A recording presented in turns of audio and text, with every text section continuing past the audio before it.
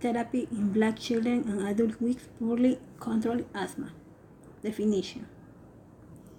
Morbidity from asthma is disproportionately higher among Black patients than among white patients, and Black patients constitute the minority of participants in trial informed treating.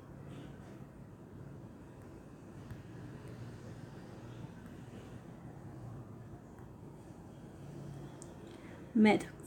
We conducted two prospective randomized double-blind trials, one involving 3 children and the other involving adolescents and adults. In both trials, the patient had led one grandparent who identified as Black and had asthma that was inadequately controlled with low-dose inhaled glucocorticoids.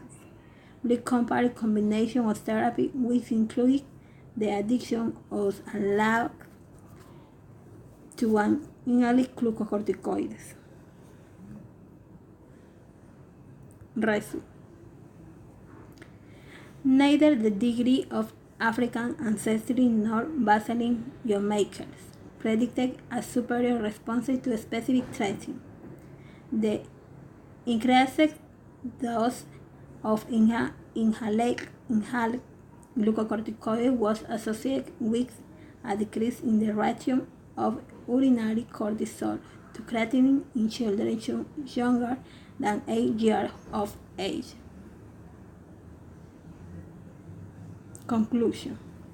In contrast to Black adolescents and adults, almost all the Black children with poorly controlled asthma had a superior response to an increase in the dose of an inhaled glucocorticoid, and almost all a superior response to the addiction of a LABA.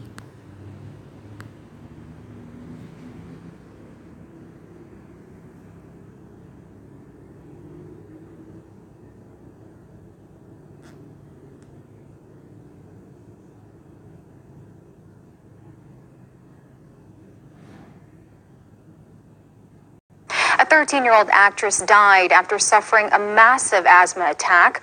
Laurel Griggs has been on Broadway since she was 6.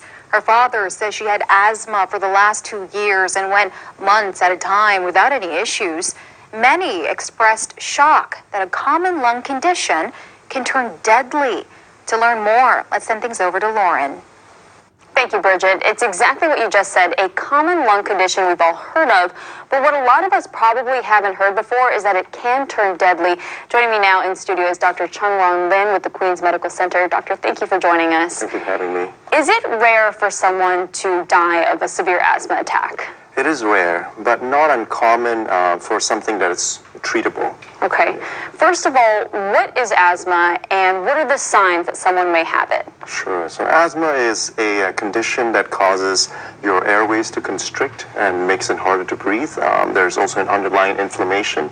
We're not really sure why it happens in certain patients. What common signs are usually coughing, intermittent coughing, shortness of breath, chest tightness, and the symptoms tend to be worse at night. Okay, and what's the severity, the range of an asthma attack? Yeah, and asthma by definition is variable. You have symptoms that vary from month to month and day to day. But when they happen more close together and they're not being treated by the usual medications that you take, that is something to take note of, and you really should seek help at that point. Let's talk about the signs when an asthma attack is so severe that it's good for parents to know that it's time to take their child to the ER. Right. So as we know, asthma usually happens. It's an underlying predisposition to get shortness of breath. So many times patients with asthma have medications that they should take. So if they are using their usual medications and it's not helping, or if they're not even able to speak, or if they're having